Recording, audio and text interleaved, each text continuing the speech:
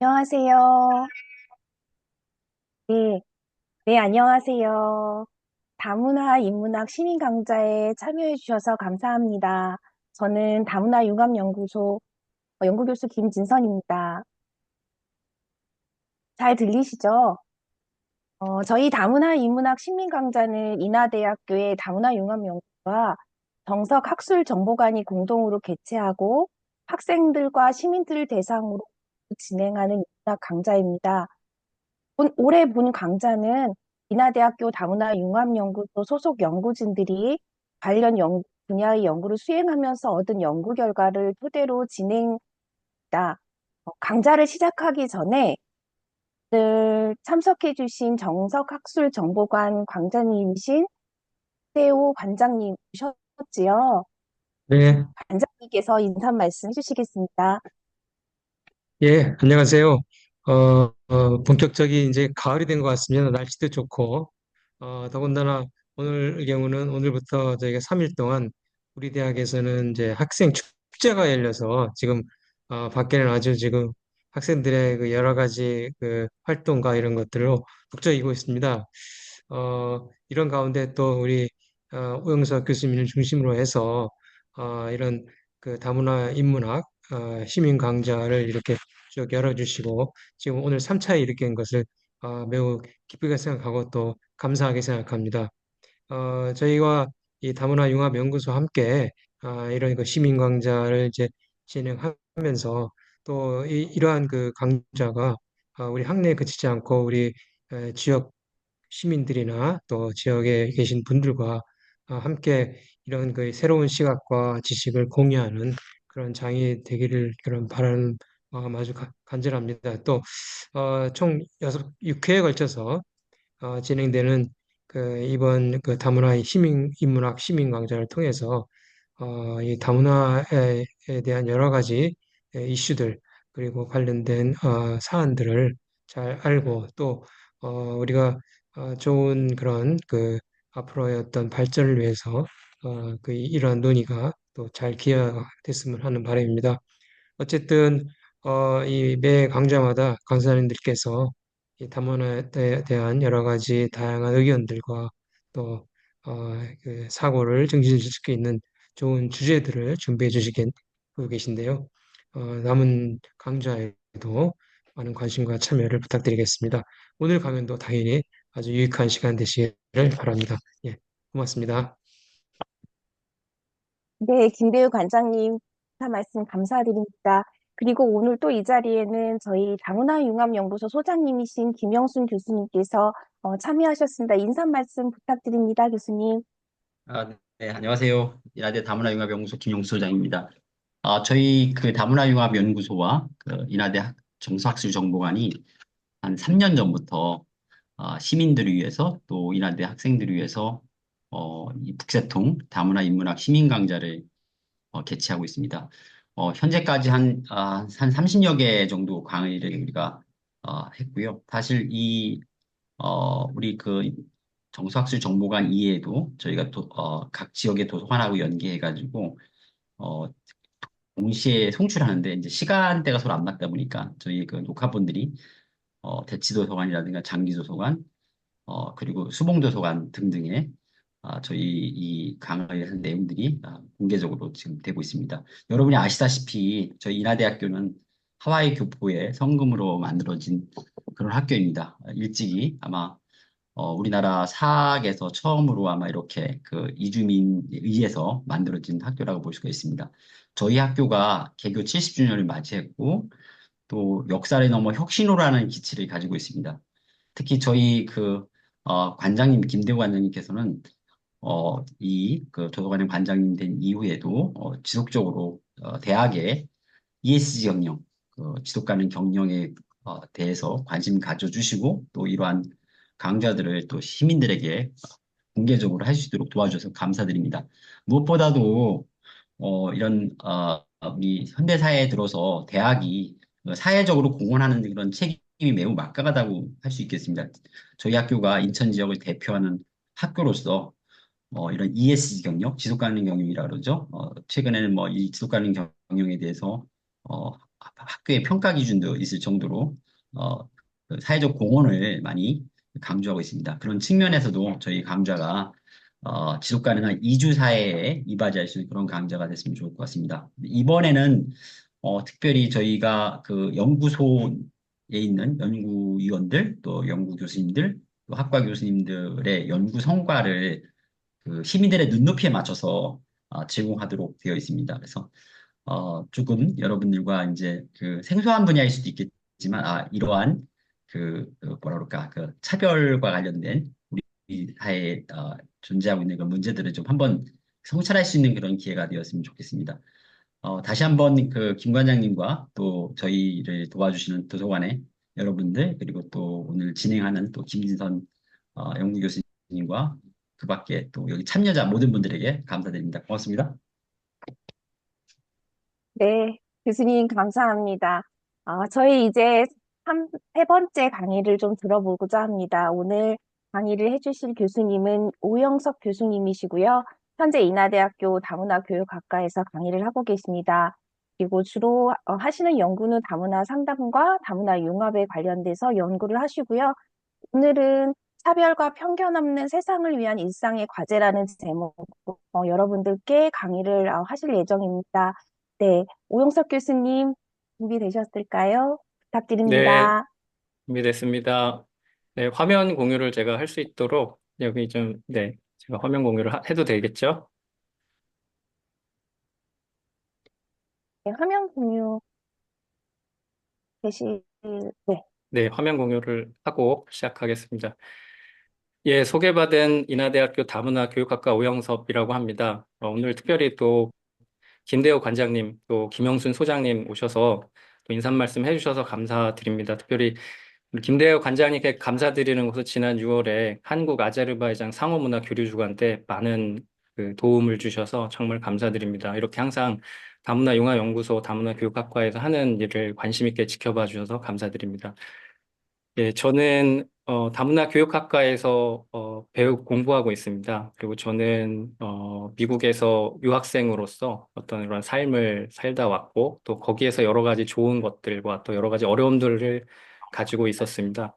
근데 이제 제가 다문화 교육학 또 상호문화 교육 이런 공부를 하면서 제 자신을 이해하게 되고 한국에 있는 많은 분들을 이해하게 되는 그런 계기가 되었습니다. 그래서 저는 다문화 상담, 다문화 정신 건강을 중심으로 해서 연구와 강의를 하고 있고요. 저의 목표는 여기 계신 분들, 모든 분들, 여기 학부생분들부터 해서 교직원분들, 또 시민사회에 계신 여러 시민 여러분들 이르기까지 모든 분들이 건강하게 공존하고 공생할 수 있는 이런 사회 환경을 만들고 또 이런 분들이 좋은 지도자들이 되는 것, 이런 것에 관심을 갖고 이렇게 가르치고 연구하고 있습니다. 예, 오늘 이제 제가 나눌 내용에 대한 순서는 네 가지로 나누어서 이야기를 해보려고 합니다. 첫째는 우리 세계의 모습들, 지금 현재 차별과 편견에 관련돼서 우리 사회의 모습을 이해할 수 있는 어떤 사회상들을 일부 예를 가지고 말씀을 드리려고 하고요. 두 번째는 미묘한 차별이라는 어떤 그런 용어를 통해서 알아보는 우리 사회 모습들을 좀 더 심층적으로 들어갈 수 있는 어떤 이론들을 조금 얘기를 드리려고 하고 차별이 있으면 거기에 대한 이제 대응을 어떻게 할 것인가에 대한 이야기가 나오겠죠. 그래서 그런 대응할 수 있는 현재의 어떤 지금까지 논의된 내용들 그리고 마지막으로 맺은 말도 우리가 그러면 어떻게 할 것인가 이렇게 네 가지의 단락으로 나누어서 말씀을 드리고자 합니다. 예, 첫 번째는 예, 우리 세계의 모습들입니다. 네, 여러분들 오늘 이제 아마 그 강의 제목을 보시고 차별과 편견에 대해서 한번 그 생각해 보는 시간인데 우리 세계의 모습들과 한번 생각해 보시기 바랍니다. 여러분들이 실제로 경험한 걸 수도 있고요. 들어보신 것들 수도 있을 수 있을 것 같습니다. 여기 보시다시피 이제 차별하면 떠오르는 게 어떤 이미지실까요, 여러분들은? 여러분들과 가까이 있는 어떤 이미지들이나 경험들입니까? 아니면 조금 멀리 있는 어떤 다른 나라의 이야기라고 생각하십니까? 여기 보면은 왼쪽에 있는, 오른쪽에 있는 이 그림들은 사실은 이제 미국과 독일 같은 나라에서 있었던 어떤 그 차별에 대한 반대 운동을 하는 시민들의 모습들을 좀 보여주고 있습니다. 여기 보면은 그 구조적인, 사회 구조적인 인종주의를 끝내버리자. 이제 그래 피켓을 들고 하고 있죠.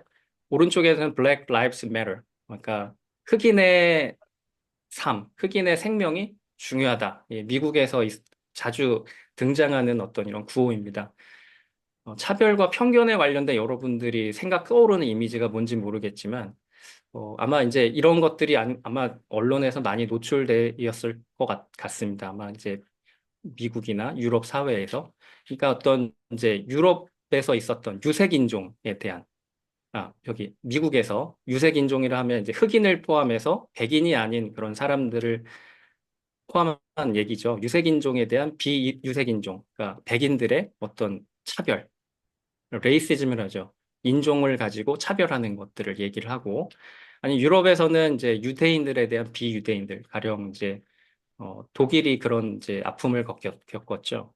유대인들을 굉장히 힘들게 했던, 또 많이 학살을 했던 그런 역사를 갖고 있습니다. 이제 크게 떠오르면은 이제 이런 것들이 어떻게 보면 커다란, 거시적이고 굉장히 분명한 차별의 모습이라고 할 수 있겠습니다. 여러분들도 이렇게 생각하시는지 아니면 다른 이미지가 떠오르셨는지 모르겠습니다. 그래서 많은 사람들은 이제 차별은 사실은 나랑 가까이 있다기보다는 사실은 다른 나라의 이야기로 받아들일 경우도 많이 있죠. 그래서 사람들은 사실은 이런 과거의 역사를 잊지 않기 위해서 박물관들을 만듭니다. 이제 왼쪽에 보면은 미국 애틀란타에 있는 National Center for Civil and Human Rights라는 이제 그 국립 센터가 있습니다. 그러니까 그 애틀란타가 흑인 인권 운동의 성지 같은 곳이거든요.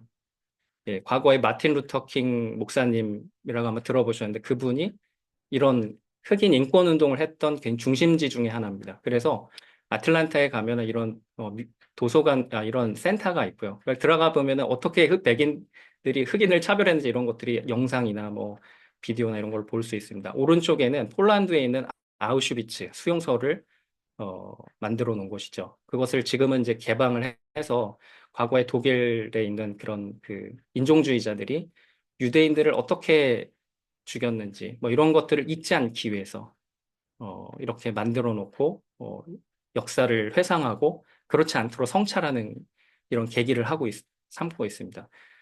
예. 이 과거는 사실은 그 100년이 안 된 역사죠. 사실 아주 가깝게 있었고 우리 인류 역사상 계속 반복되었던 역사 중에 하나입니다. 그러면 제가 여러분들의 질문을 던지고 싶은 것은 현재 우리에게는 이런 것들이 어떻게 나타나고 있을까요? 아주 구조적으로 누군가를 뭐 차별을 하고 이런 것들이 아직도 있는 건가요? 아니면 우리 일상생활에서 보이지 않게 어떻게 나타나고 있는 것일까요? 한번 생각해 보시기 바랍니다. 여러분들의 경험에 비추어서. 예. 여러분들, 제가 하나 이제 몇 가지 이게 한국에 있는 이제 사례들을 좀 말씀드리고 싶은데요. 여기 아래 요 화면을 보시면 아시겠지만 혹시 이거 보신 분 있습니까? 유튜브에서? 한 4년 전에 그 유튜브에서 이 커핀 댄스라고, 그러니까 관이죠. 커피는 이제 여기 들고 있는 흑인들이 관을 들고 아주 장례식장을 아주 흥겹게 그 음악을 틀어놓고 이렇게 하는 장면들을 이제 올렸는데 이게 그 당시에 굉장히 손꼽힐 만한 유튜브 영상이었습니다. 그런 영상이었는데 이 영상이 그러니까 어떻게 보면 아프리카의 장례 문화 중에 하나죠. 예, 장례 문화 중에 하나인데 이게 한국에 와서 어떻게 됐냐면 예, 왼쪽과 오른쪽의 두 가지 사진으로 어떻게 보면은 그 앞에 있었던 커핀 댄스를 가지고 패러디하면서 하나는 왼쪽은 고등학교 졸업 사진입니다. 그리고 오른쪽은 광고입니다. 우리 TV 광고입니다. 똑같은 패러디를 했는데 왼쪽과 오른쪽으로 이렇게 어떻게 보면 두 개로 나눠져 있습니다. 뭐 보신 분들이 있을지도 모르겠습니다. 왼쪽은 아마 뭐 이런 졸업 사진을 이렇게 찍는 그 고등학교가 한국에 많지가 않은데 의정부 고등학교의 졸업 사진 중에 하나입니다. 예, 의정부 고등학교의 졸업 사진이고 오른쪽은 똑같은 것을 패러디했는데 이제 요거는 시리얼 회사의 광고입니다. 앞에는 유명한 뭐 트로트 가수가 나와서 이런 커피 댄스를 이제 패러디를 했죠. 여러분들 이 두 개의 차이점이 뭘까요? 이 두 개의 차이점, 두 사진의 차이점. 똑같은 걸 패러디했는데 어떤 차이가 있을까요? 예, 제가 질문을 잠깐 드려보면 여기 강번영 우리 선생님 계시는데 강번영 선생님 혹시 두 개의 차이가 뭘까요? 제가 다른 분들 이름을 다 몰라서. 일단은 저기 채팅방에도 얘기해 주셨는데 저도 피부 그렇죠. 색깔이 다르다는 점이 저도 네, 맞습니다. 가장 이제 두드러지게 드러나는 것은 이제 오른쪽은 이제 흑인처럼 분장하진 않았고 왼쪽은 흑인처럼 분장했다는 어떤 차이죠. 왼쪽은 이제 또 고등학생이고 오른쪽은 성인일 겁니다. 그죠? 그런 것일 거고 왼쪽은 거의 흡사하게 패러디를 했고 오른쪽은 패러디를 했는데 사실은 이 관이 아니라 이 시리얼을 이렇게 그 시리얼 상자들을 모아서 이렇게 했던 것이죠. 예, 두 차이는 이제 이렇게 있는데 두 사진 중에서 여러분들 한번 생각해 보십시오. 어떤 사진이 차별의 소지가 있을까요? 혹시 이런 부분 생각해 보신 부분 계실까요? 이 두 사진은 사실 비슷합니다. 앞에 있는 커피 앤 댄스를 패러디했는데 어느 쪽이 더 차별의 소지가 있을까요?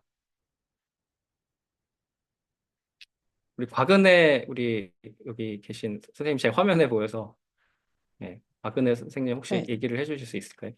의정부고에서 피부 색까지 이렇게 네, 따라했다는 게 약간 논란의 소지가 있을 것 같습니다.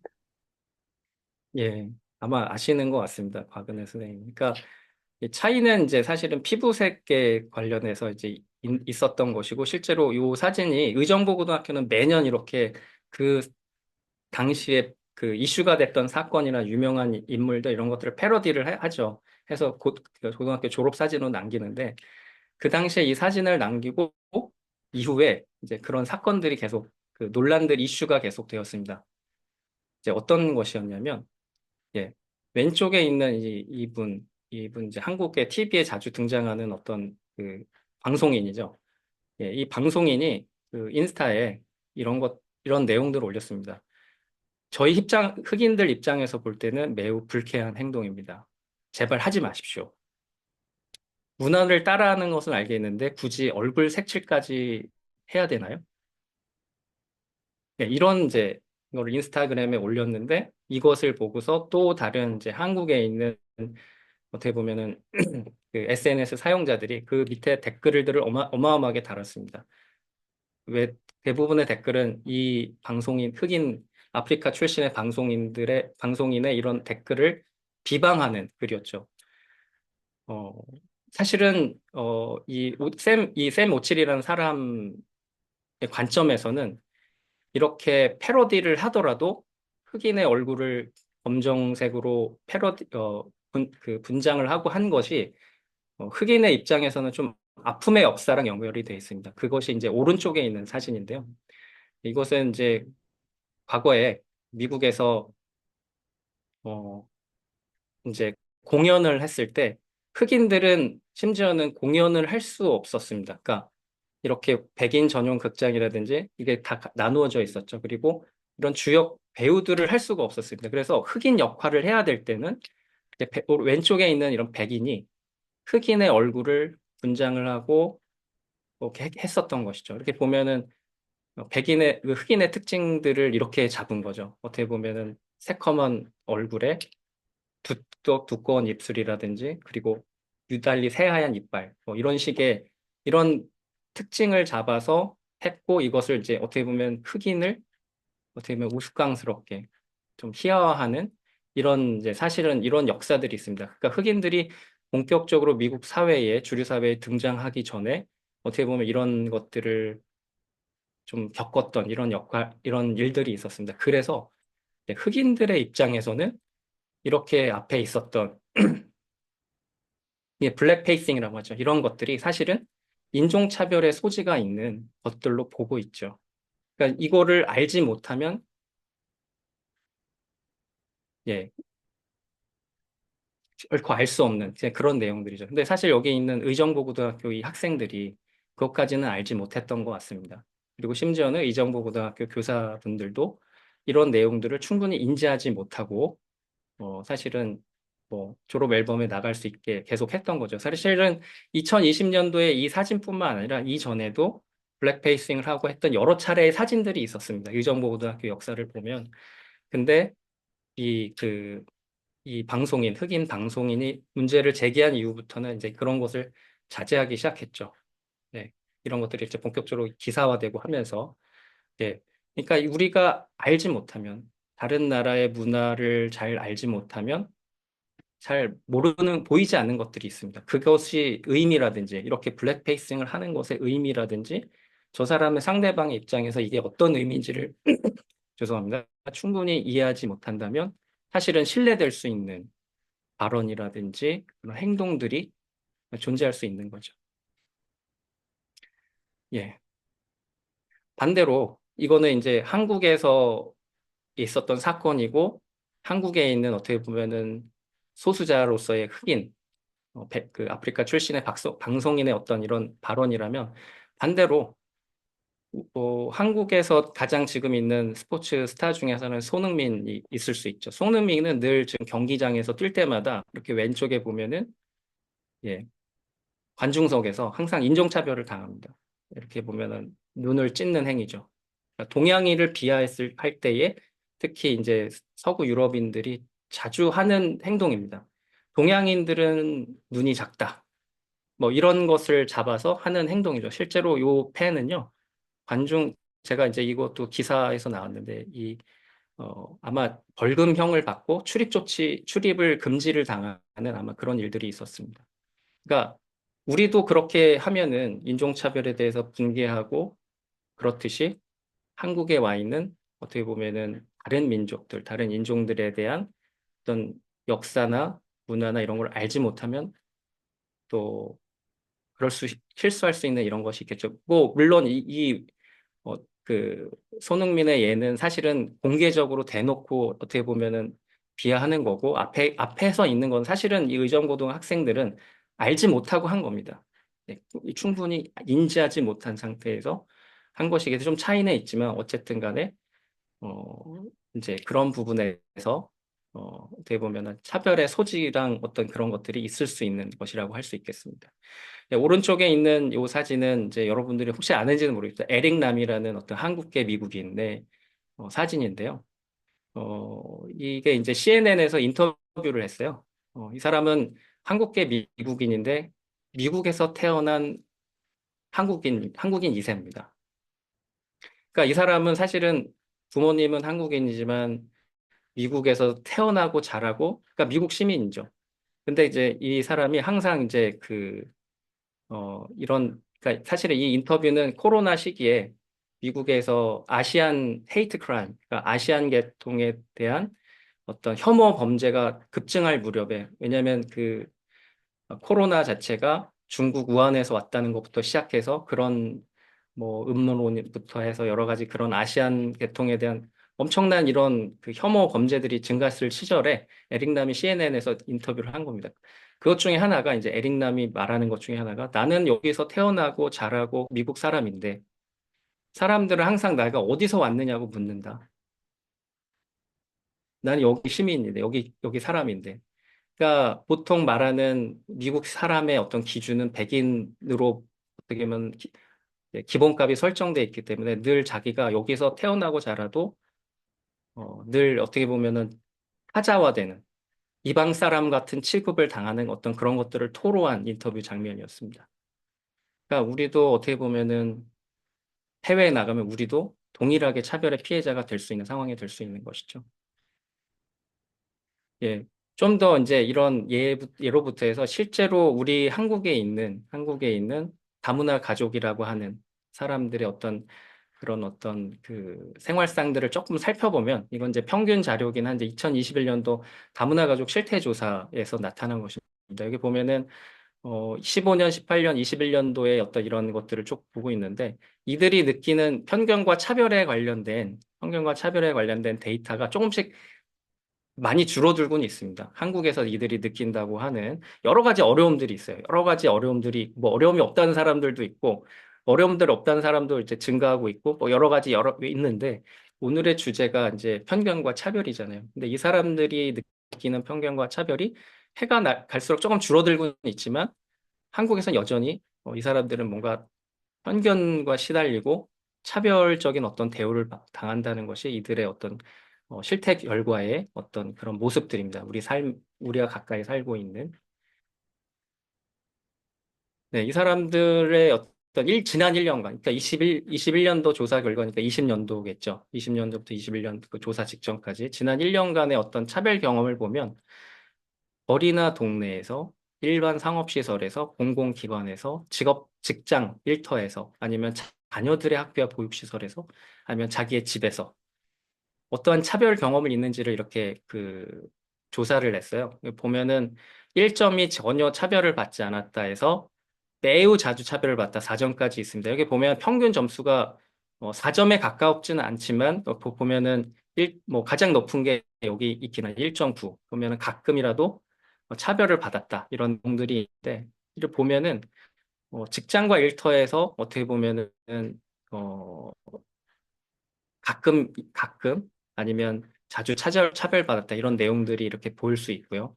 아니면 그 거리나 동네, 이 사람들이 살고 있는 거리나 동네에서 물론 전혀 차별받지 않았다고 생각하는 사람도 있지만 가끔 차별받았다는 사람들도 있고 일반 상업시설에서 이런 가끔 차별받았다는 사람 아니면 자녀들의 학교나 보육시설에서 자기가 이주민이기 때문에 학부모로서 찾아갔는데 그런 경험들을 얘기를 하고 있습니다.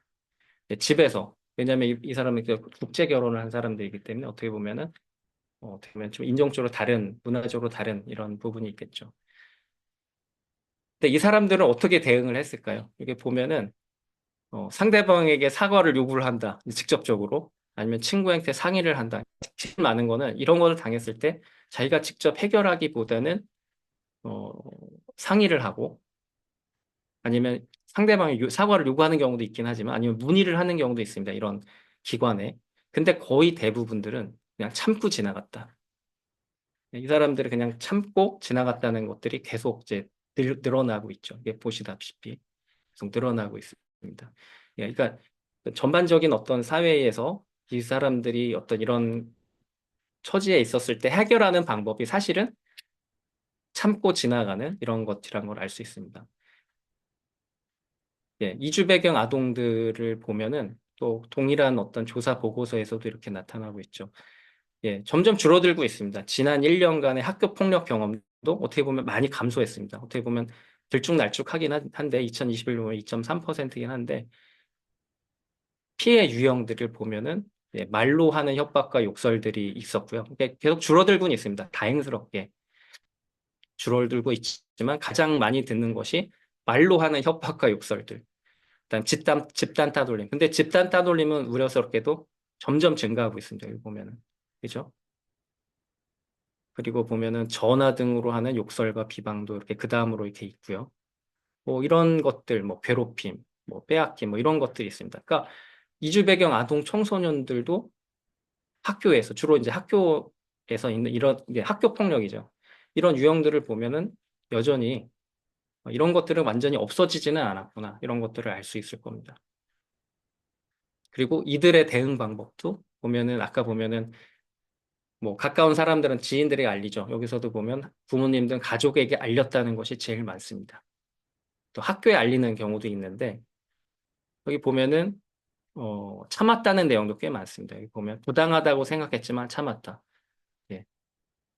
또 좀 들쭉날쭉하지만 별다른 생각 없이 그냥 넘어갔다. 예. 알리기도 하지만 또 한편으론 참고 지나가고 넘어가는 부분이 있습니다. 이 어떻게 보면은 여러분들 여기 그 다음에 뭐 여기 보면은 지난 1년간 차별한 사람들을 보면 친구들이 제일 많았고 그다음에 뭐 선생님, 친척, 뭐 고용주, 직장 동료 뭐 이런 것들이 있습니다. 예.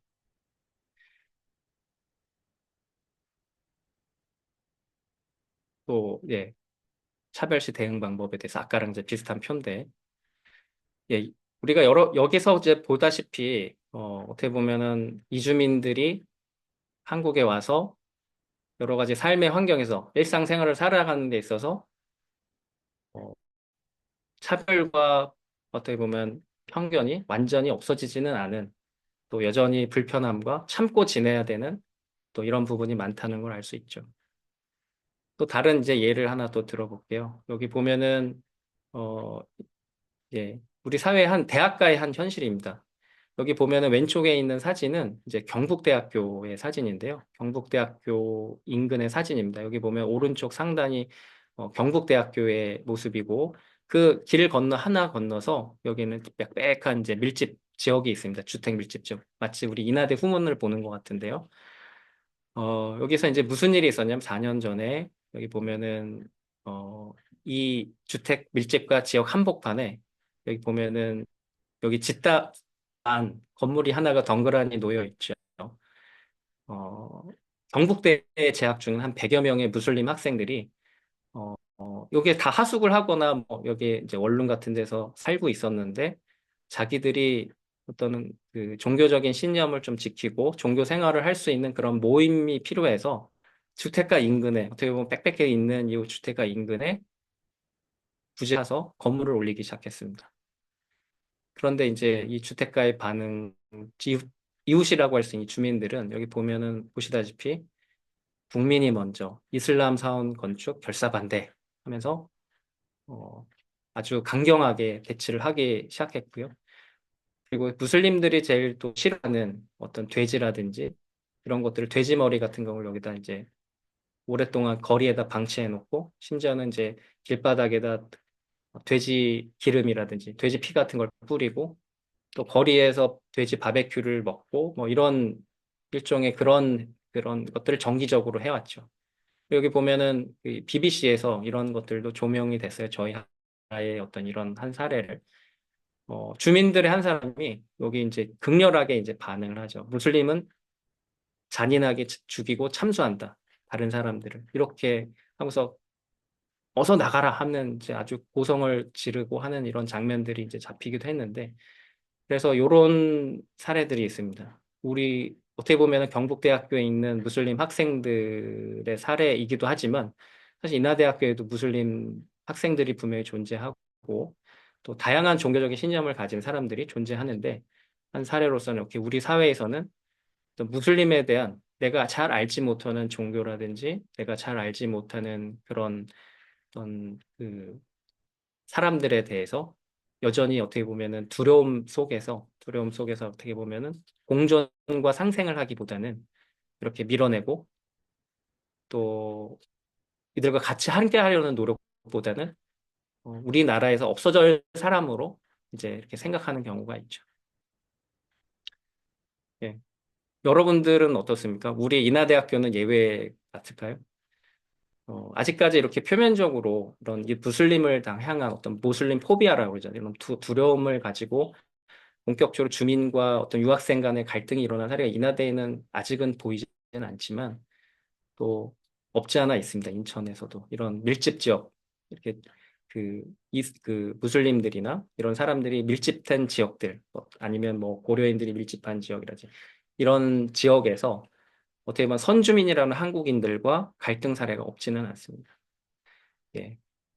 여러분들 여기 대부분에 계신 분들이 교직원들도 계시고 학생분들도 계시고 아마 시민분들도 계실 겁니다만 대학에서의 상황도 사실은 이런 현실과 다를 바가 없습니다. 제가 이것은 이제 국가인권위원회에 있는 자료들을 하나 가져왔는데 예, 대학 내에서 차별과 혐오의 한 모습입니다. 여러분들 에브리타임이라고 앱을 어플리케이션을 아십니까? 저도 가끔 이거 사용하거든요. 제 강의 평가를 한번 보기 위해서 어, 인하대학교 에브리타임에 가면은 강의평이 다 나옵니다. 그러니까 익명으로 나오죠. 저는 이제 그거를 모니터링하기 위해서 보는데 이런 커뮤니티 그 온라인 사이트 같은 게 있죠. 에브리타임은 전국적으로 다 있는데 2020년도에 어떤 그 자료에 의하면 거기에는 이제 익명성 때문에 사실은 온갖 그 혐오나 차별적인 어떤 이런 이야기들이 굉장히 많습니다. 특히 페미니스트를 비하하는 뭐 이런 발언들, 여성을 비하하는 발언들, 인종을 비하하는 발언들, 좀 성적 소수자를 비하하는 발언, 학벌에 대한 어떤 비하, 장애에 대한 비하, 사회 경제적 계급, 뭐 지역, 나이, 어떤 이제 채식주의에 대한 비하. 그러니까 가족 그 각양각색의 다양한 계층. 앞에서는 우리가 보통 이주민에 대한 얘기들로 예시를 들었지만 실제로는 이 대학이라는 온라인 사이트 내에서도 다양한 문화가 존재하잖아요. 그죠? 그 문화 속에서도 이러한 이제 어떻게 보면은 혐오라든지 어떤 대상에 대한 혐오나 이런 것들이 굉장히 많다는 걸 알 수가 있습니다. 예. 어떻게 보면은 우리가 사실 그런 사회에 살고 있죠. 그런 온라인이든 오프라인이든 이런 세계 속에서 그 혐오와 차별이 사실은 완전히 없는 뭐 디스크리미네이션 프리 소사이티라고 하는데 그런 프리하지 않은 그런 사회 속에서 사실은 있습니다. 그냥 너무나 익숙해서 그것들을 가지 못했을 뿐이죠. 예. 우리 보통 한국인의 성인들이 이러한 다른 문화를 받아들이는 어떤 이런 다문화 수용성이라고 합니다. 여기 다문화 수용성은 나와 다른 출신의 배경을 가진 사람들, 나와 다른 출신의 어떤 문화에 대한 집단별 편견을 갖지 않고 나와 동등하게 문화를 인정하고 조화로운 공정관계를 설정하기 위해서 협력하고 노력하는 태도를 다문화 수용성이라고 해요. 그러니까 다문화를 수용하는 어떤 그런 태도죠. 그런 역량이죠. 근데 이거를 2012년부터 여성가족부에서 조사를 했는데 한국에 있는 성인들은 사실은 100점 만점에 지금 계속 50점 정도입니다. 아직 최근 조사는 2024년에 이제 뭐 하겠지만 거의 10년이 지났지만 처음 했을 때랑 별반 다르지가 않습니다. 이런 거를 보면. 그리고 청소년, 그중에서 이제 청소년들은 조금 희망인 게 점점 높아지고 있죠. 그리고 훨씬 좀, 한 20점 정도 더 높죠. 예.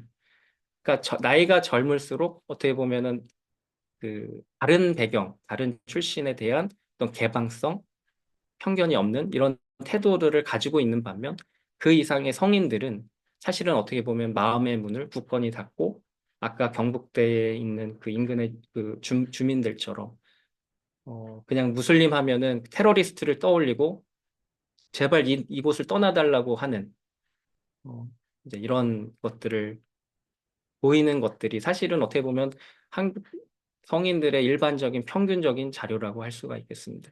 여러분들은 어떠신지 모르겠습니다. 여기 보면은 다문화 교육을 전공하시는 분들도 계시고 또 그렇지 않은 분들도 계신데 음, 다문화 수용성에 대해서 한국인의 입장에서는 또 어떻게 보면은 조사를 해보면 그렇게 높지 않은 그러니까 이제 그러한 앞서 있는 그런 사회의 모습들이 나타날 수밖에 없는 아직까지 그렇게 크게 진전되지 않은 그런 모습이 있다는 것을 알 수가 있겠죠.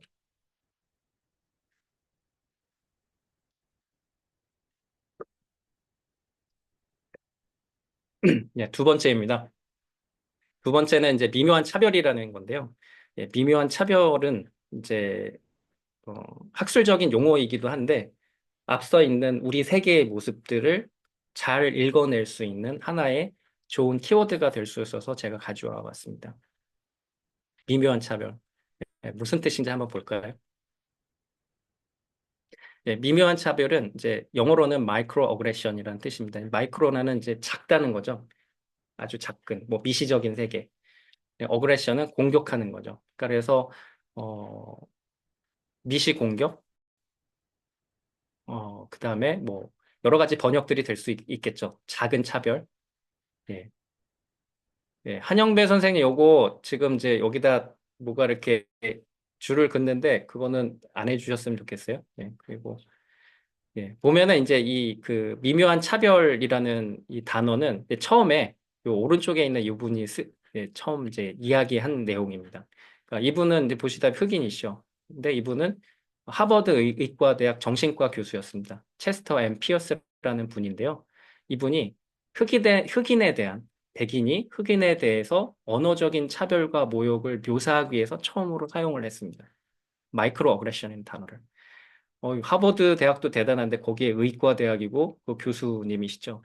근데 여러분들 혹시 아십니까? 지금 하버드 대학이든 미국에 있는 많은 이제 교수님들이 많잖아요. 근데 이제 흑인 교수들 입장에서 한번 얘기를 들어본 적이 있는데요. 흑인 교수들이 대학에 들어갈 때 자기가 자기 직장이잖아요. 직장에 들어갈 때 항상 정장 차림으로 가야 되는 이유가 있습니다.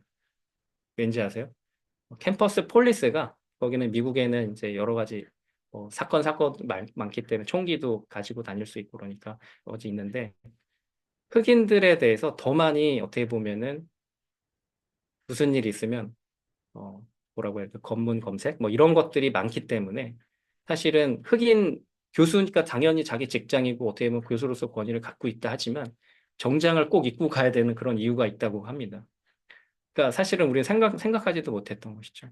그러니까 이 분이 어떻게 보면은 당시에 있었던 만연했던 사회적으로 만연했던 또 1960년대에 흑인 시민권 운동으로 인해서 흑인들이 어떤 인권이 신장이 되었다 하지만 여전히 일상생활 속에서 오늘 주제가 그렇지 않습니까? 일상생활 속에서 여전히 언어적으로 차별받고 모욕을 당하는 일들이 많았기 때문에 이런 것들을 현상을 연구하기 위해서 이것에 대한 어떤 심리학적인 어떤 이런 영향이나 이런 것들을 파헤치기 위해서 마이크로 어그레션이라는 단어를 사용했습니다. 그 다음에 이제 그 아래에 계신 분은 이제 여성 학자인데요. MIT 경제학과 교수입니다. 로우라는 이분은 흑인을 넘어서 여성을 포함한 장애가 있는 사람들, 가난한 사람들까지 확대해서 마이크로 어그레션을 썼습니다. 예. 이분은 여성 학자였기 때문에 아마 더 여성에 대한 어떤 그런 권익을 신장하기 위해서 그런 것들을 했던 것으로 보이고요. 그다음에 마지막에 이 마이크로 어그레션이라는 단어를 가지고 어떤 뭐 상담 분야, 사람의 정신을 다루고 어떤 하는 이런 상담 분야, 실제로 이런 것을 아픔을 갖고 있는 사람들을 돕기 위한 어떤 이런 지지하기 위한 학문을 하기 위해서 콜롬비아 대학교에 있는 데랄드 윙수라는 분이 이거를 학문적으로 좀 발전을 시켰죠. 예. 그리고 이 단어가 2017년도에는 마이크로 어그레션이라는 단어가 꽤 오래된 단어임에도 불구하고 그 해에 신조어로 등재되기도 했다고 합니다. 예. 그러니까 정의는 뭐냐면 마이크로 어그레션은 의도적이든 비의도적이든 간에 그 상대방이 사실은 의도를 하는 것까지도 포함하는 거예요. 의도적인 것도 포함하지만 의도하지 않더라도 적대적이고 경멸적이고 부정적인 인종적인 모욕 혹은 잠재적으로 대상자나 집단에 해로운 또는 불쾌한 심리적 영향을 미치는 모욕을 전달하는 짧고 흔한 일상적인 언어 또는 행동적인 모욕을이라고 얘기를 합니다. 아까 우리 그 의정부 고등학교에서 있었던 그 예는 사실은 그 학생들이 흑인을 미워해서 뭐 의도해서 차별한 내용은 아닙니다만 비의도적이었지만 그것을 봤던 어떤 사람은 굉장히 마음에 상처를 입었던 사례일 수 있던 것이죠. 그러니까 이 차별이란 것은 아까 말씀드린 것처럼 뭐 어떤 인종을 그냥 그 말살해버리고 하는 국가적이고 아주 거대한 어떤 그런 흐름뿐만 아니라 일상적으로 의도하지도 않았는데 사실은 그런 말이 나오거나 그런 행동이 나오거나 하는 것들을 모두 포함하는 것이죠. 아주 일상적인 짧고 흔한 말입니다. 어차피 긴 말이 아닐 수 있습니다. 그러니까 어떻게 보면 인사 한마디에도 이렇게 미묘한 차별이 당길 수가 있는 것이죠. 그래서 뭐 좀 더 풀어서 얘기하면 미묘한 겁니다. 사실은 뭐 대놓고 뭐 아까 경북대에 있는 그 주민은 뭐 get out of here, 우리나라에서 나가버려, 막 이런 식의 대놓고 하는 아주 명백한 그런 차별적인 것을 얘기하지 않더라도 미묘하지만 또 의도하지 않았더라도 간접적인 경향이 있어요. 미묘한 차별은 사실은 간접적이고 직접적으로 그러는 것보다는 좀 간접적인 경향이 있습니다. 그리고 대안적인 설명이 있는 상황에서 발생합니다. 그러니까 꼭 그렇게 얘기하지 않더라도 더 좋은 어떤 그런 대안들, 그런 얘기를 할 수 있는데 이런 일들이 발생하고요. 무의식적이고 뿌리 깊이 이제 자리 잡은 편향된 믿음과 태도에서 나타나는 겁니다. 그러니까 사실은 우리 한국 성인들의 어떤 다문화 수용성이 100점 만점에 50점대에 머물고 있는 건 사실은 우리가 가지고 있었고 우리가 뭐 그런 부분에서 많이 교육은 아직까지 대한민국 성인들이 많이 받지는 않았뿐만 아니라 그래서 우리의 심층 세계까지 자리 잡고 그냥 별 의식하지도 않고 살았던 뿌리 깊은 우리 안에도 편향된 그런 의식들이 있습니다. 네. 그런 곳에서 이제 나오는 것이고 사람들이 차이를 알아차리지 못하는 척할 때 발생할 가능성이 높죠. 그러니까 사실은 그 차이를 모릅니다. 그러니까 말하는 사람도 그 차이를 모르고 듣는 사람도 이게 긴가민가 한 거. 이 사람이 나를 차별을 하려고 한 거야. 그러니까 이게 명백하지 않기 때문에 미묘한 거기 때문에 그 차이를 분명히 알 수 없는 부분에서 있는 것이죠. 그리고 인종, 성별, 성적 지향, 뭐 종교, 능력, 그들의 행동과 관련이 있다는 사실을 부정하는, 실제로는 그거 관련 짓게 얘기를 하는데 사실은 부정을 하죠. 그래서 이런 정의가 여러분들은 이제 어떻게 이제 생각하실지 이제 진짜 미묘한 게 어떤 건지 아마 차이를 잘 모르실 수도 있을 텐데, 그러니까 한국에서 어, 우리 일상에서의 여러 이제 삶에서 이렇게 보면 차별적인 것들이 어떻게 있을까요?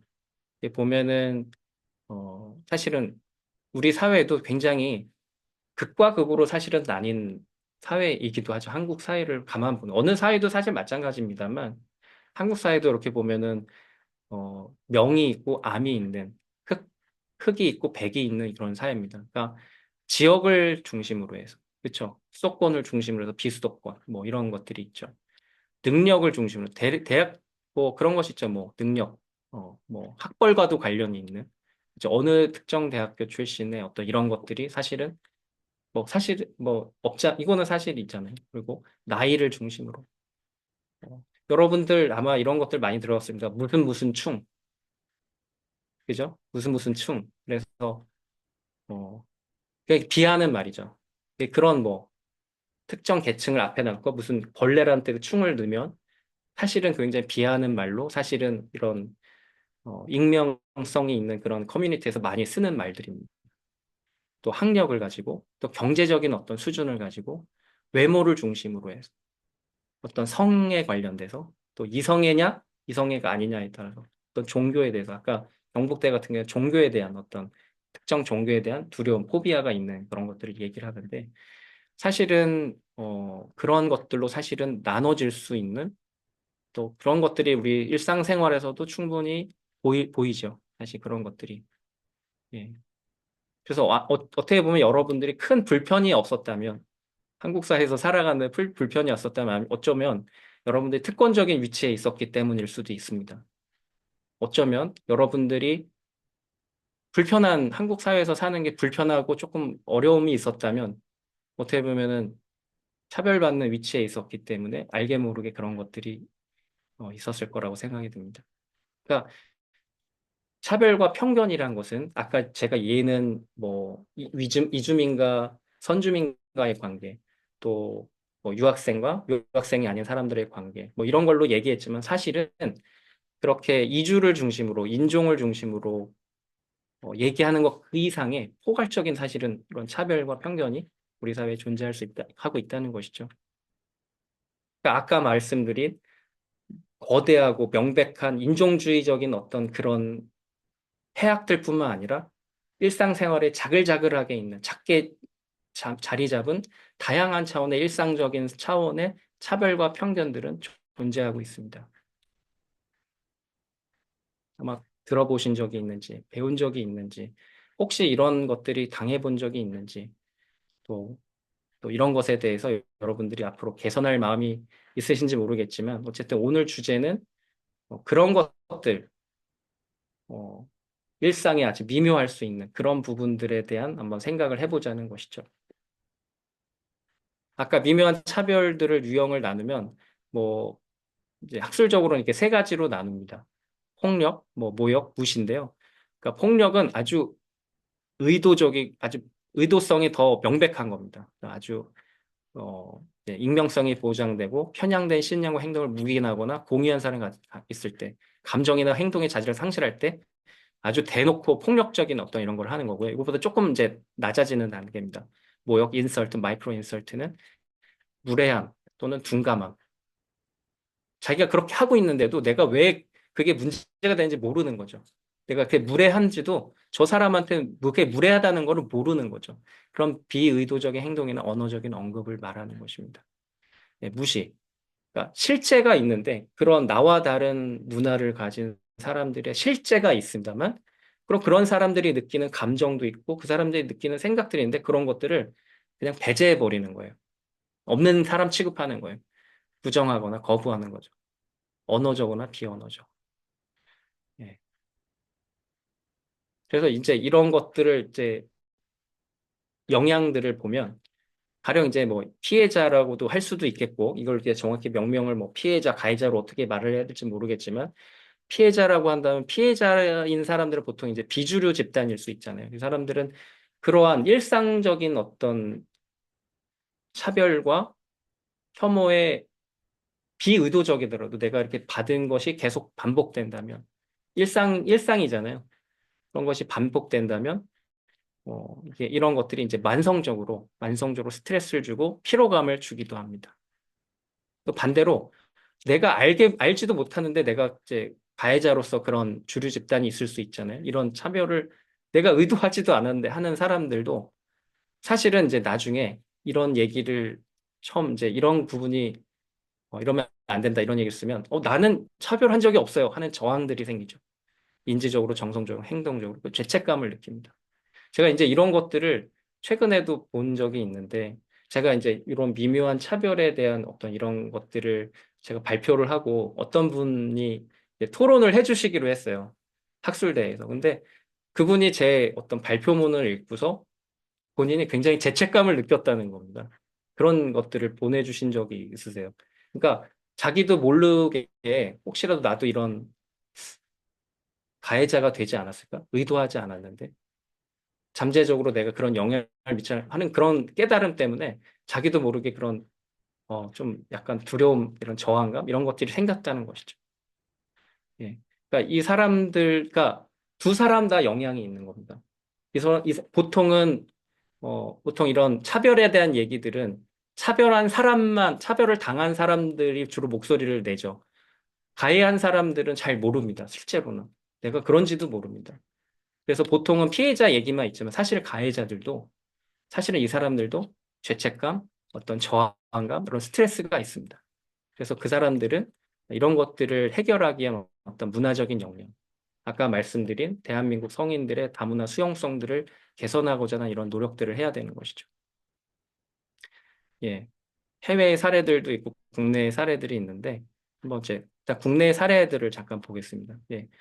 2014년도에 이 미묘한 차별이라는 아까 1970년대, 1969년, 70년에 체스터 앤 피어스라는 그 흑인 정신과 의사가 처음 얘기한 이후로 2017년, 2010년대에 좀 이렇게 국제적으로 연구가 되고 한국에 들어온 것은 2014년도에 본격적으로 이런 것들이 좀 학계에서 소개가 되고 연구가 되기 시작했습니다.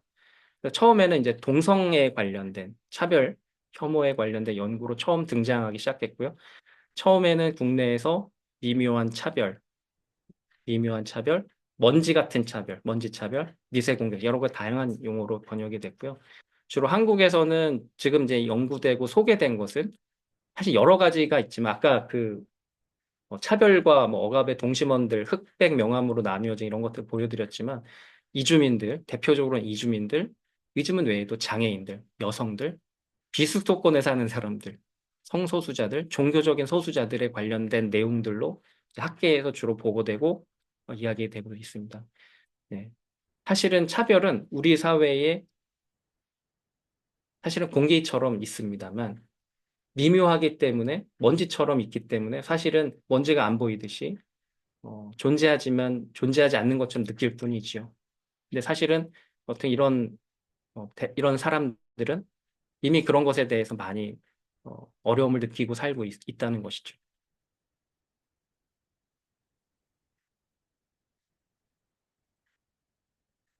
예. 국내 사례를 보면 어디서 왔어요?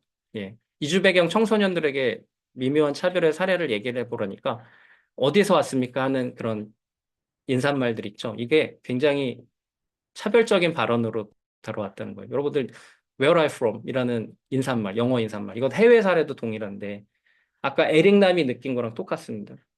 한국에서 태어난 이주 배경 청소년들 있죠. 부모님들이 이주민인. 근데 이 사람들은 한국에서 태어나서 한국 문화에서 산 사람들입니다. 한국어를 잘하고. 근데 피부가 좀 다를 수 있고 그런 건데 사람들이 어디서 왔니? 물어보는 거예요. 물론 친근하게 비의도적으로 차별하려고 하진 않는데 매번 내가 한국에서 태어났다는 걸 증명을 해야 되는 거죠. 내가 한국 사람이라는 걸 매번 증거를 해줘. 에릭남이 그렇게 힘들어했던 것처럼 애틀란타에서 여기에 있는 이주 배경 청소년들도 내가 한국인임을 뭔가를 증명을 하고 살아야 되는 이게 스트레스인 거죠. 내 존재를 증명해야 되는. 내 존재 자체가 자연스럽게 이 사회에 정착되고 이게 있는 것이 아니라 물어볼 때마다 끊임없이 나를 증명해야 되는 이런 것이죠. 외국인 치고는 잘해. 아니, 외국인은 못하라는 법 있어요? 한국인만 잘해야 돼요? 그러니까 애초에 이것의 전제는 뭐냐면 외국인들은 열등할 수 있다는 것들의 전제가 깔리고 있는 문구죠.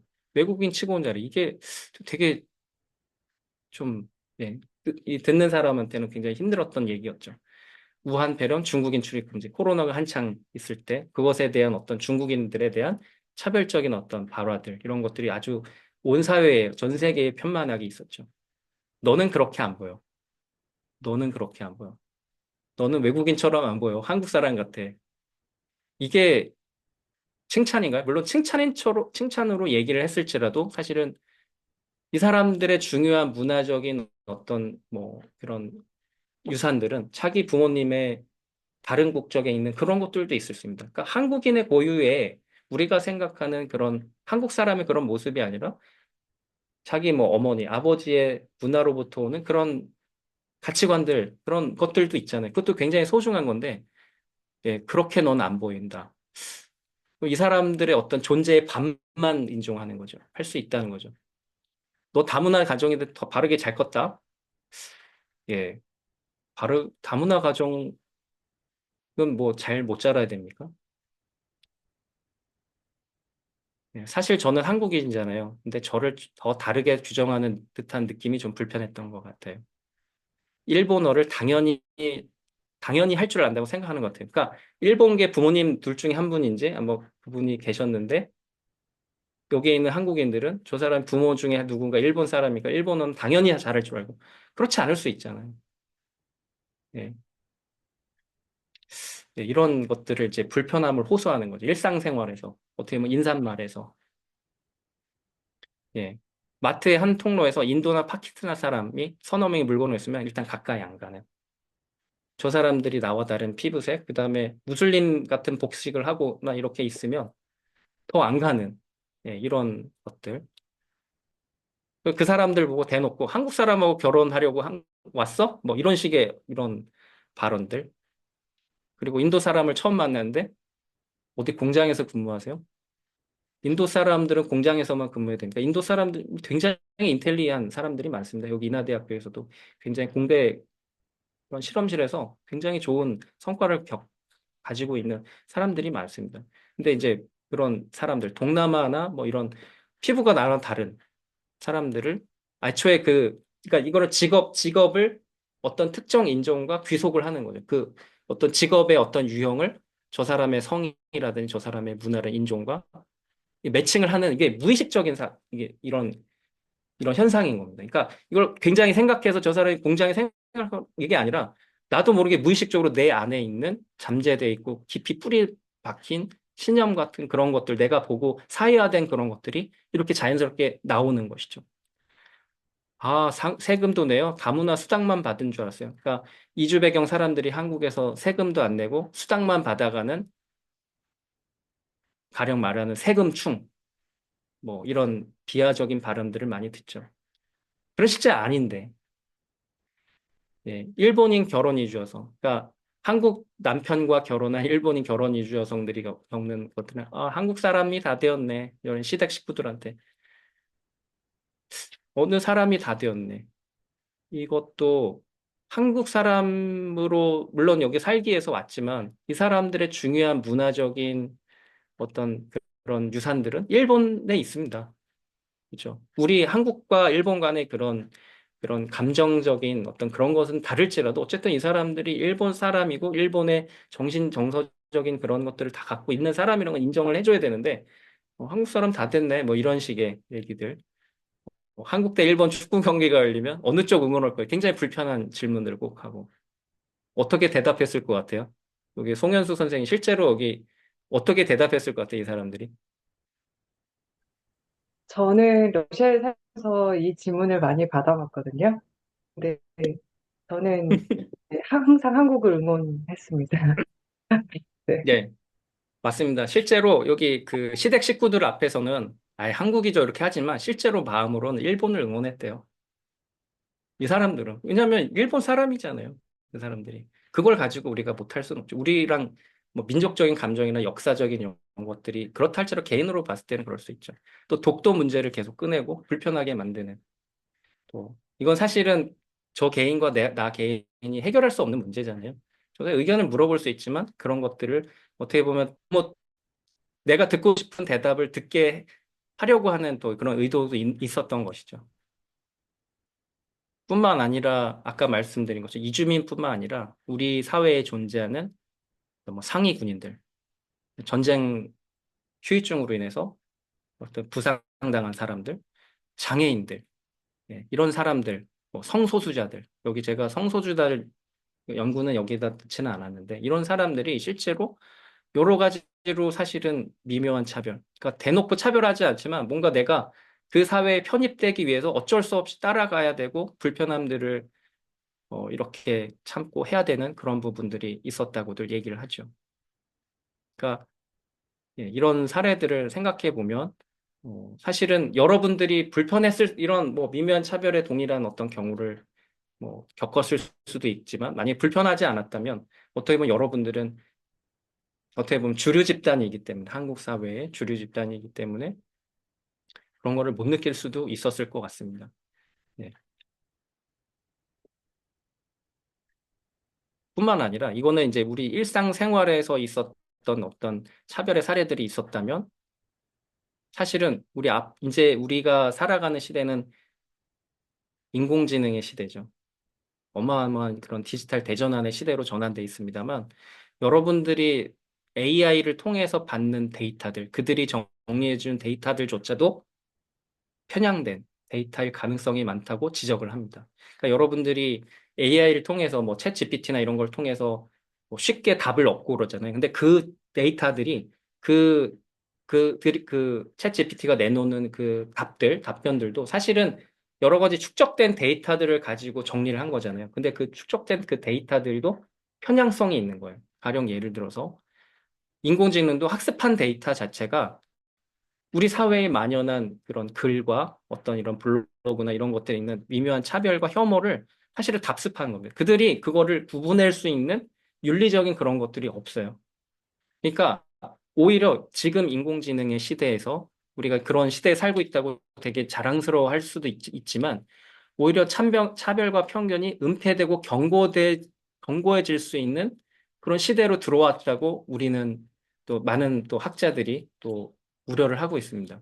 그러니까 예를 들어서 표준 미국 영어에 비해 흑인 영어를 사용하는 화자가 부정적으로 뭐 범죄 가능성이 더 있다. 뭐 채용이라든지 직업 채용이나 신용평가 등에서 낙인 찍힐 가능성이 있죠. 이런 것들을 고도하게 그 인공지능으로 자동화한다고 하지만 그 학습하는 데이터 자체가 편향되기 때문에 이것을 100% 신뢰하지 못하는 그런 것이 있겠죠. 예, 인종, 계급, 지역에 따라서 다른 언어 사용을 포착한 거대 언어 모델은 더 깊고 은밀한 차별을 재생산할 수 있는 그런 가능성이 있습니다. 그러니까 지금 이 사회가 고도화될수록 되게 어떻게 보면은 뭐 기계가 이렇게 하는 거니까 차별이 없겠지 생각하지만 오히려 이게 더 은밀하고 은폐되는 가능성으로 갈 수 있기 때문에 여러분들의 그런 것들도 분별력이 필요한 것이죠. 예. 딥러닝에 기반한 거대 언어 모델은 인종 등 사람에 대한 이해나 상식, 윤리가 부재한 거죠. 그렇죠? 아직까지 이게 한계입니다. 그러니까 그것이 편리할 수 있지만 그 안에 있는 편향성이나 이런 것들은 주의해서 비판적으로 또 구체적으로 사람을 만나서 그 사람의 삶의 증언들이나 이런 걸 들어보지 않으면 기계의 말들을 그냥 받아들이거나 그걸 활용하는데 문제가 많다는 것이죠. 예. 지금까지 어떤 우리 사회에 만연한 차별에 대한 얘기를 했다면 이거를 어떻게 대응할 것인지에 대한 미묘한 차별에 대한 대응에 대한 얘기를 조금 나눠보려고 합니다. 예, 아까는 마이크로 어그레션이라고 했는데 이거는 대응을 마이크로 인터벤션이라고 이제 이런 얘기를 합니다. 인터벤션은 중재한다, 개입한다, 그죠? 사이에 들어가는 거죠. 인터빈 사이에 들어가는 거죠.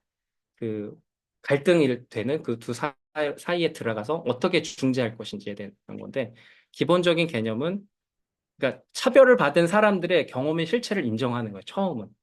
그러니까 그 사람들은 분명히 아까 다문화 가족 실태 조사에 보면 그 많은 사람들이 그런 것들을 갖고 있고 참고 살고 있어요. 근데 그들을 얘기라고 생각하고 무시하거나 하는 것이 아니라 그런 경험이 우리 사회에, 한국 사회에 실체한다는 걸 인정하는 것부터 시작하는 겁니다. 난 그런 적이 없는데, 난 차별주의자가 아니야. 이런 식으로 뒷걸음질 하는 것이 아니라 실제로 그거를 겪었던 사람들의 경험의 실체를 인정하고 하는 것이 시작하는 것이죠. 분명히 그것을 그렇게 되는 건 우리 사회죠. 여러분들이나 그 사람들, 뭐, 다른 사회에 살고 있는 게 아니죠. 같은 사회에 같은 시공간에 살고 있는 것이잖아요. 네. 그들을 한 사람의 인격으로 봐주고 그들의 정체성, 그들이 고유로 갖고 있는 인종적, 집단적, 뭐, 일본 사람, 베트남 사람, 한국 사람으로 굳이 만들려고 하기보다는 그 사람이 고유에 갖고 있는 그들의 문화적, 인종적, 집단 정체성을 확증하고 지원하고 격려하며 그들 혼자가 아니야. 우리 같이 있어 하는 재확신을 주는 개입이라고 얘기를 합니다. 이제 아까 뭐 다문화 상담을 말했던 수라는 그 교수는 이런 것들로 시작하는 건데요. 그래서 이것들은 다 얘기는 할 수가 없지만 지금 시간이 없어서 보통은 이렇게 얘기합니다. 보이지 않는 걸 보이게 하라. 아까 미묘한 거는 잘 보이지 않는다 그랬죠. 그래서 이 전략은 뭐냐면 그들의 이야기를 들으면서 실제로 무슨 이야기가 있었는지를 보이게 하는 거예요. 그리고 미묘한 차별을 무장해제시켜라. 가해자가 잠재적인 가해자든 비의도적인 가해자든 교육을 시켜라. 외부에서 이런 도움을 찾을 수 있는 중재자를 찾아라. 이렇게 얘기를 하고 있습니다. 그러니까 여기서 이제 가장 중요한 건 뭐냐면요. 이렇게 아까 전략들이 있는데 실제로 이 비의도적으로 한 거죠. 비의도적으로 한 건데 실제로 이 비의도적으로 했다 하더라도 그것의 숨은 의미를 드러내려고 하는 것이 되게 핵심적인 겁니다. 그러니까 아까 뭐 예를 들었지만 뭐 한국 사람 다 됐네. 뭐 아니면 뭐 Where are you from? 어디서 왔습니까? 하는 그런 간단한 인사말에도 내가 인사를 먼저 건네는 저 사람은 한국 사람일 리가 없어 하는 숨겨진 메시지를 드러내는 거죠. 예. 그것이 숨겨진 그 의미를 드러냈을 때 명확해지죠. 실체가. 저 사람이 당한 아픔과 잠재적으로 내가 모르게 했던 그 가해가 실체가 조금씩 드러나는 거죠. 예. 의도하지 않았더라도. 그래서 그런 것들을 얘기를 하고요. 그래서 실제로는 어떻게 보면 어떻게 보면 피해자 입장에서 피해자가 느꼈던 그 감정을 이렇게 풀어주는 그런 대응이라든지 아니면 실제로 문제 자체를 어떻게 보면, 원인 자체를 어떻게 보면은 접근하는 이런 개입들이 있습니다. 이런 부분은 조금 넘어가겠습니다. 이 부분은. 네. 그래서 실제로는 뭐 아직까지 우리 사회에 아까 있었던 뭐 이주 배경 청년이라든지 일본계 결혼 이주 여성이라든지 여러 가지 학생들 장애를 가진 사람들이 실제로는 그러면 실제 한국 사회에서 어떤 마음을 가지고 살까? 어떻게 대응했을까? 그들은 보면은 똑같습니다. 아까 그 다문화 가족 실태 조사에 보면은 그냥 무시하는 겁니다. 자기도 그걸 다시 꺼내서 하기에는 너무 힘든 거예요. 무시하거나 그냥 참아내거나 아니면 자기와 같은 민족에 있는 사람들과 네트워크를 형성해서 맞선다거나 나도 다른 민족만큼의 유능함을 증명하는 뭐 이런 방식으로 대응을 했었다고 얘기를 하죠. 이주 배경 청년들이.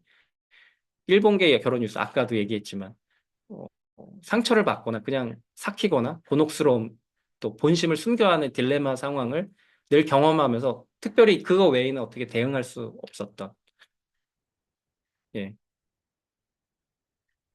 뭐 장애인 학생 같은 경우는 살아남는 것이 목적이 되는 대처를 그러니까 일단 살아남아야 되니까 어쨌든 대학원생으로서 살아남아야 되니까 내가 장애를 갖고 있던 어쨌든 간에 그리고 내가 가지고 있는 비공식적인 자원과 전략을 활용하거나 장애 자체를 연구 주제로 선택하는 방향으로 이제 자기가 대응을 하는 거죠. 예. 네, 정부에서도 사실은 대응을 어떻게 하고 있냐면 여성가족부라든지 교육부에서도 이런 이제 다문화 수용성이 조사가 되고 이런 것들이 좀 개선의 여지가 한국 사람들에게 필요하다 보니까 여성가족부가 내놓는 다문화 가족 정책이라든지 교육부가 내놓는 다문화 교육 지원 정책에도 다문화 수용성을 제고하자. 이런 것들이 최근부터 이제 일어나고 있습니다. 예, 최근부터 일어나고 있고 또 이제 국가인권위원회, 이제 인권과 관련된 얘기들을 많이 내놓는 국가인권위원회랑 교육청, 특별히 이제 경기도 교육청에서 최근에 어떤 이런 계속 결과물들을 내놓고 있습니다. 2021년부터 이런 이주민에 관련해서 장애인에 관련해서 성적 소수자에 대해서 또 다양한 지역에 코로나 시기에 있었던 이런 팬데믹에 있었던 그 혐오와 차별에 관련된 것들을 관련해서 여러 가지 이런 것들을 구체적으로 모니터링하고 이런 자료들을 내놓고 있고 또 실제로 이제 국민들이라든지 학교 관계자라든지 대학 관계자들이 어떻게 해야 되는가에 대한 어떤 이런 것들을 뭐 가이드라인 같은 걸 내놓고 국민의식 조사를 한다거나 그런 교환들을 내놓는 이런 것들을 하고 있습니다. 국가인권위나 경기도교육청에서. 관심 있는 분들은 한번 찾아보시면 확인할 수 있을 것 같습니다. 예. 그러니까 여기 계신 분들이 거의 대부분은 대학을 중심으로 계신 분들이 계시고 또 그 외에도 시민사회에서 오신 분들도 있는 걸로 알고 있습니다. 어떻게 해야 될까요? 예. 다양성을 존중하고 포용적인 태도로 이게 뭐 학생이라고는 알지만 모든 사람들을 공정하고 평등하게 대우하는 이런 뭐 이건 제가 이제 교수자이니까 교수자라고 했는데 교수라면 그렇게 해야 되고 교직원들도 아니면 학생들도 동료 학생들을 또 학교 내에서 학교라는 어떤 뭐 시민사회 내에서 그런 혐오적인 표현을 예방하고 대응할 책임을 가지고 해야 되는 것이죠. 그러니까 이것들에 대한 구체적으로 어떤 이런 가이드라인들이 있죠. 네. 어떤 분위기를 바꾼다거나 어떤 학교 내 혐오 표현들 사용 정도를 파악한다거나 내가 만약 교수라면 아니면 이런 전문가로서 사회 시민 활동을 하는 사람이라면 또 그런 것에 대해서 어떻게 내가 중재할 수 있는 그런 기관들을 찾아볼까? 그러니까 절차에 따라서 뭐 그런 것들을 할 수 있는 것들을 찾아보는 것들이 있을 수 있겠죠. 뭐, 뭐 교육 과정을 세울 때, 운영할 때 내가 알게 모르게 그 자료에 있을 수 있는 그런 것들을 제거한다거나 뭐 행사를 계획할 때 아니면 흔하게 있는 뭐 게시물을 붙여놓을 때에도 어떤 편견과 선입견이 없는 어떤 이런 게시표, 뭐 홈페이지의 내용 하나라도 문장 하나라도 이런 것들에 대해서 너무 주리 집단 중심의 어떤 그런 것들을 가지지 않는 그런 것들을 갖고 있는가 이런 걸 확인해 볼 수 있겠죠. 이제 좀 정리를 하겠습니다. 이제 그 김재라는 분은 이런 얘기를 했어요. 선량한 차별주의자들이 우리 사회에 많다 이렇게 얘기를 했습니다. 선량한 차별주의자. 그러니까 사실은 선량한 시민들인데 알게 모르게 차별주의자로서 역할을 하는 거죠. 네. 우리는 스스로 선량한 시민일 뿐 차별하지 않는다고 믿는 선량한 차별주의자들을 곳곳에서 만난다고 얘기를 하고 있습니다. 그럼 우리의 모습일 수도 있겠죠. 또 이제 김승석 교수님 같은 경우는 우리 안에 있는 이런 아픔들이 길이 되게 만들어 보자. 길이 되게. 네. 뭐 이주민의 아픔이든 아니면 뭐 소수자의 아픔이든 아니면 우리가 또 살고 있는 것에 대한 아픔을 길로 만들어 보자. 바꿔서. 칼 융이라는 사람은 사실은 치유를 하는 사람이죠. 심리치료를 하는 사람인데 모든 사람은 상처를 입은 치유자다 이런 얘기를 하죠. 그러니까 우리 사회에 있는 이런 미묘한 차별로 인해 뭐 거대한 차별로 인해 받은 상처를 입었더라도 이거를 치유로 만들자고 얘기를 합니다. 융이라는 사람은. 맹자는 이제 역지사지, 예, 처지를 바꿔서 생각하는 법. 예, 여러분들에게 뭐 그런 생각들 한번 해보시라고 말씀을 드리고 싶습니다. 그래서 너 자신을 알아봐라. 소크라테스가 말한 것처럼 너 자신을 알아라. 사실은 나는 편견이 없을 거라는 그런 생각. 나는 편견이 없어. 나는 차별 없어. 라고 하는 것 자체가 편견일 수 있습니다. 우리는 문화적으로 진공 상태에 살고 있지 않아요. 문화적으로 무균실에 살고 있지 않습니다. 우리 사회에 먼지처럼 존재하는 거예요. 그러니까 내가 편견이 없다, 먼지가 하나도 없는 사람이라고 생각하는 것 자체가 편견이라는 거.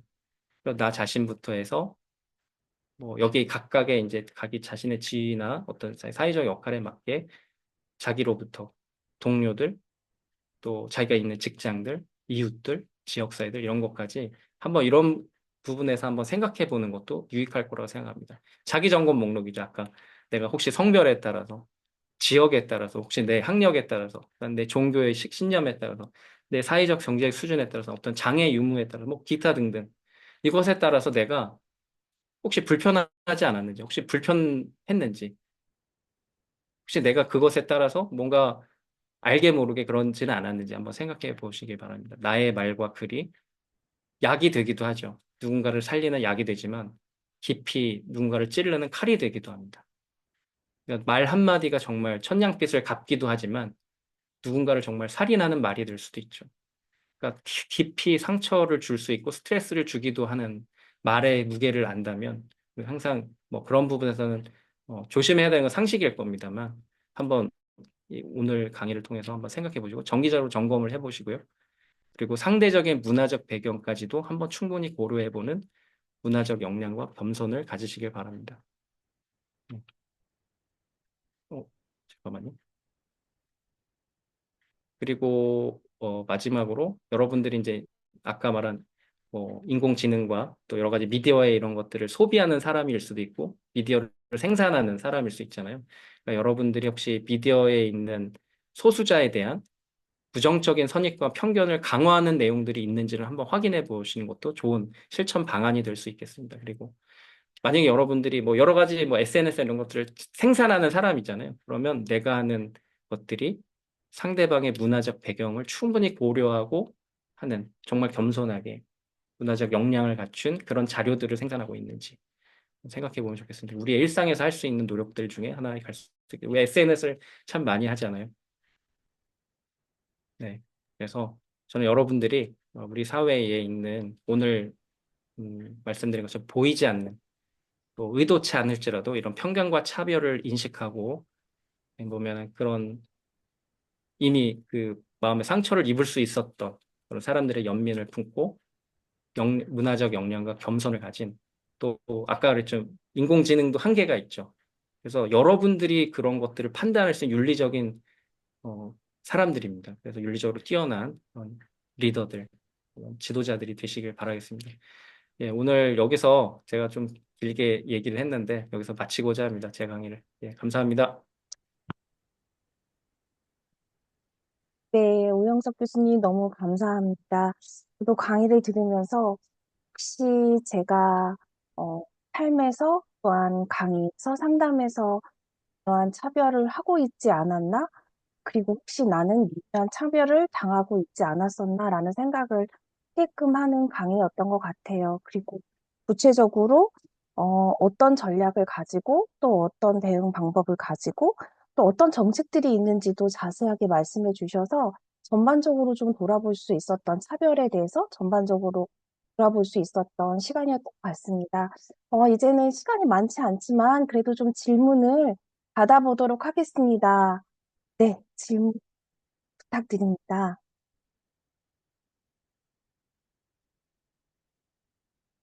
교수님이 너무 강의를 잘해주셔서 질문이 없으신가요?